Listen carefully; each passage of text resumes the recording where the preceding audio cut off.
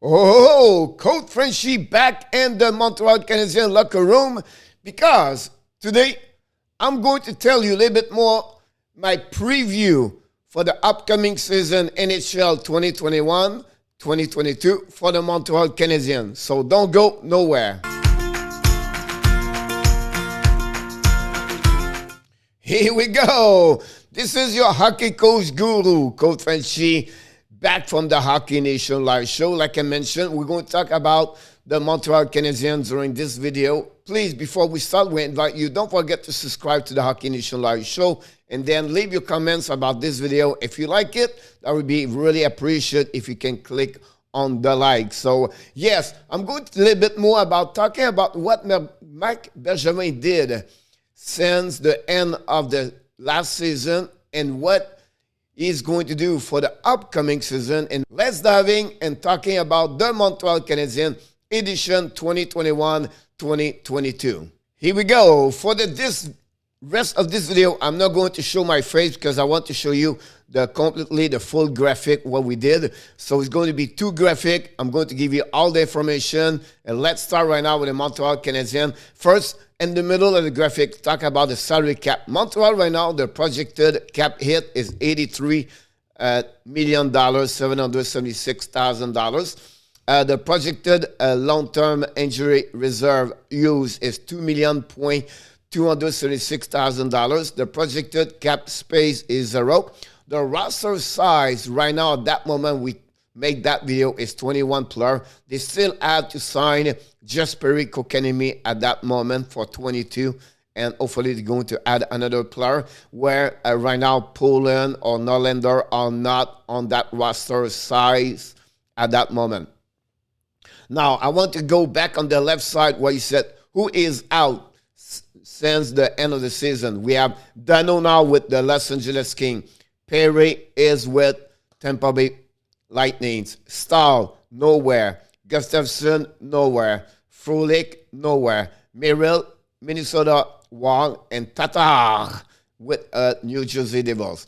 Who is in? Marc Bergevin signed for UFA.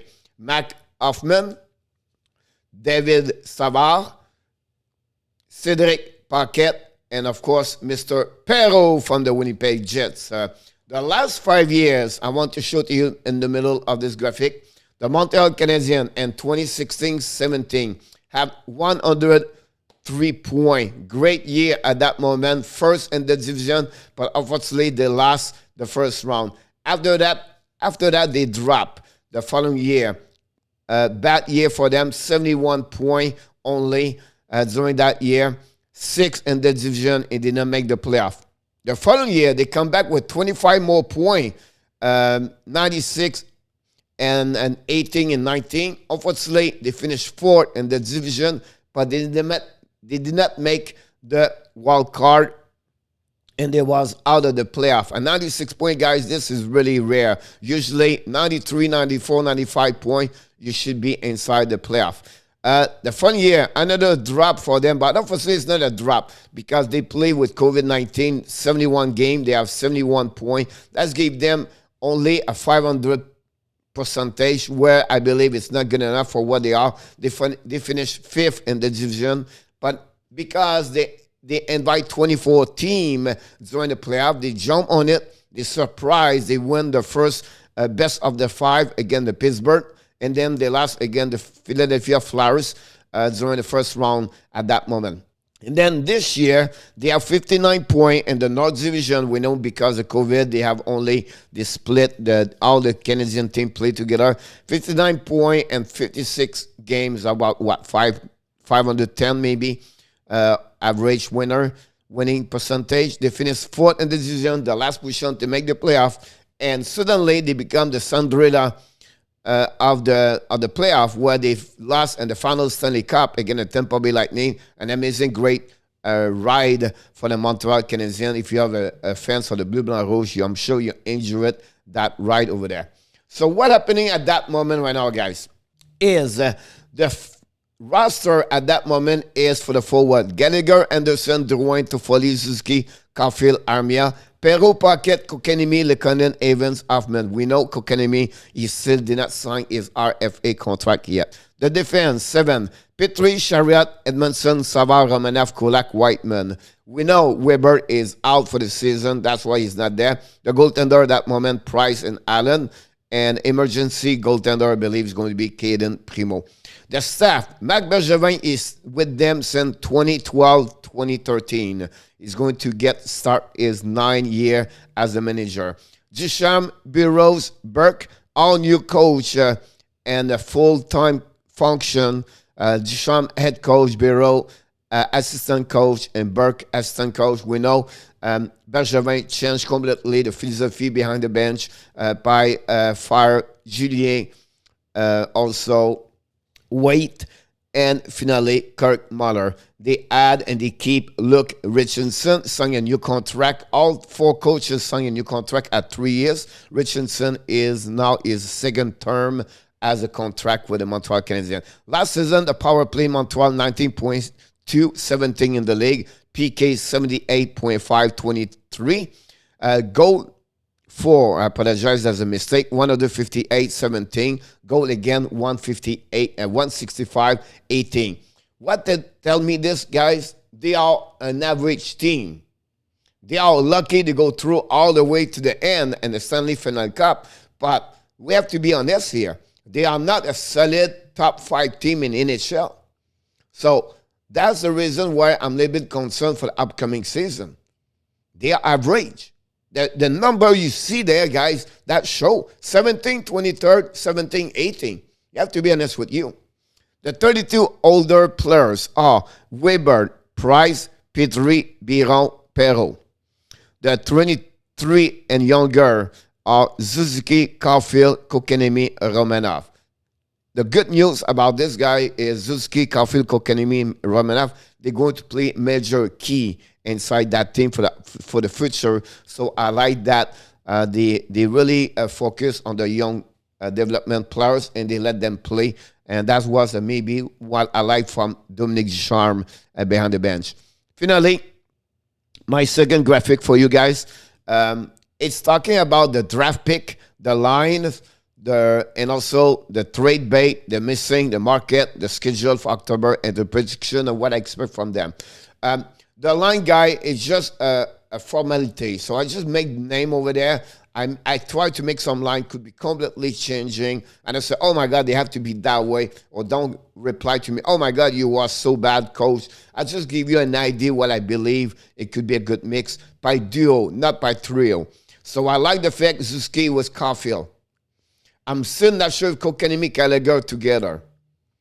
Perrault, Anderson, I love this one over there. And I like also Evans, Armia, Lekonen. Now, I could maybe moving Evans and shifting with Kotkaniemi. And I think that would balance more the line. And finally, we know Biron is out. Parker will be the sub. And Poland have to deserve to be a part of that roster, to be honest with you. Defenseman, I put Kulak on the left other RD, but I think Whiteman could be one can jump sometime inside that lineup. I think it'll be interesting what Nylander is going to do during the training camp. Can Nylander make the team? That'll be interesting. Follow that. Of course, no chance on the goalie situation. Now, let's talk a little bit more about the draft pick they have. I did not go before 2016 and 17 because before that they have 16, 15, 14, 13, and 12 when Bergevin show up. They have only 3 players now stay, maybe 5 max, 3 before 2017 inside the lineup. So I did not want to mention about them at that moment, so I did not want to put all the draft pick. But what is interesting, guys, that since 2017 Montreal picked very well. What are you talking about? Look, Poland is going to be a part of the team at some point. I love the development of Josh Brook last year with Laval. A great, solid, top 3 best defensemen in Laval. Caden Primo, difficult year last year with Montreal for the few games he played, 4 games, I believe. But again, we have a lot of potential with him. Can he come back? Hopefully, his confidence is not too much, bad at that moment, but I think Primo have a great number last season in Laval, Rocket, and AHL. Kokanemi, we know him still at 20 years old, turned 21. We have to be patient with him, and I believe he's going to be a great center in NHL, top three center, and so top 9 overall. Jesse Ilonen, 22 years old. We have to be patient a bit more. I'm not sure about him. On that list over there, I think he's the one I'm really concerned. Can he make it?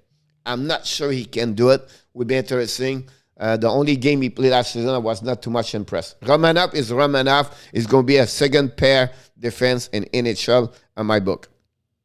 Jordan Harris for the NCAA is someone he's developing great over there. He's going to be the captain over there for the Northeastern. We have to follow him more. But this kid is really impressive for what we saw so far in the NCAA. Will be interesting. Cole Caulfield, this is the next star for the Montreal Canadiens. Excitement. He's going to score a lot of goals. If you're fans of the Montreal Canadiens, going to be excited about him.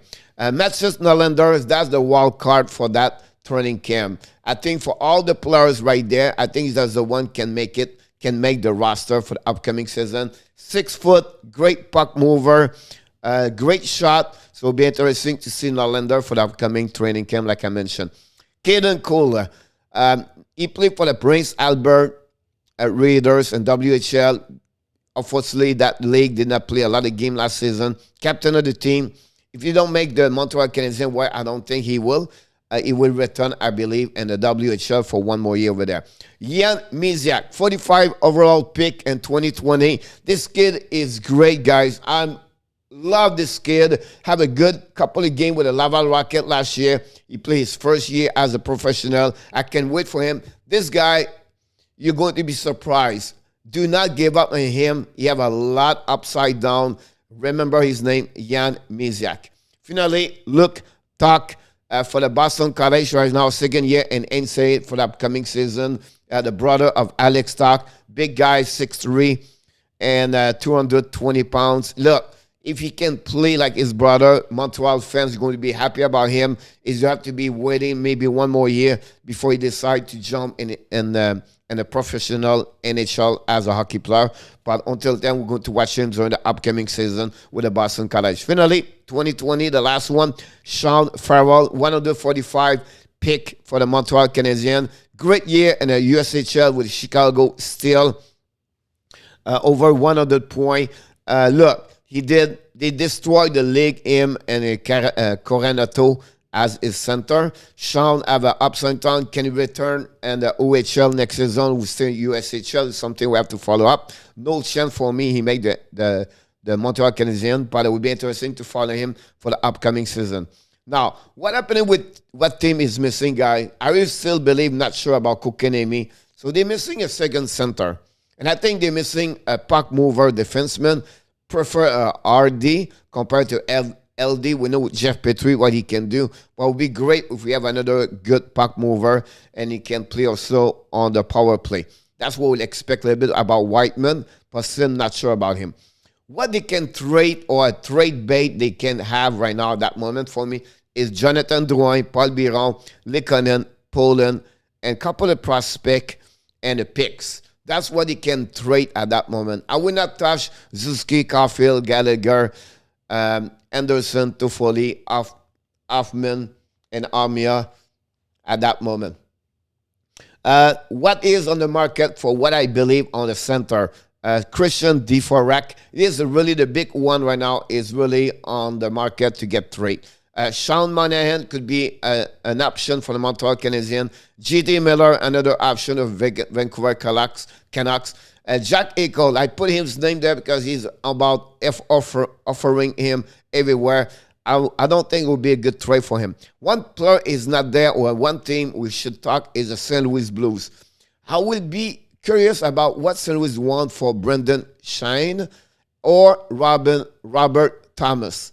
That's something I would be curious about that team over there. So that's what's happening on the market for them. Their schedule at the beginning of the year in 2021-22 is on October 13th in Toronto. Then they play the next night in Buffalo. And then 2 days later, they open up at home their season at, again, the New York Rangers. And they play 10 games in October. So that's the schedule for them at the beginning of the year. Big year for them. My prediction, unfortunately, for the Montreal Canadiens guy is going to finish fourth in that division. They're going to fight between Toronto. For me, it's going to be between Toronto, Montreal, Boston, and we cannot ignore the Ottawa Senators during that race over there. With fourth division, I believe they're going to be out of the wild card by one position. They're going to finish 9. So that's resume of the preview a little bit about Montreal Canadiens. I don't want to go too deep on the prediction guy yet. It's still August. So you still have about 2 months before the season starts. So many things could happen. But at that moment, at today, when I make that video, that's what I expect for the Montreal Canadiens. Hopefully you enjoy it. You have any comments, please leave this below this video. Secondly, if you like this video, I will really appreciate you can helping us to become bigger as a YouTube creator. To click on the likes. And finally, if you are not subscribed, I invite you to subscribe under the Hockey National Show on YouTube channel and also on the Facebook page. And finally, of course, like we do every single video, you have greatness inside of you. Have an amazing, blessing day, everybody. I look forward to see you next video. Finally, always finish in French. Bonne journée, mes amis. On se reparle un peu plus tard pour un autre vidéo of the Hockey Nation Live Show with your coach, Coach Frenchy.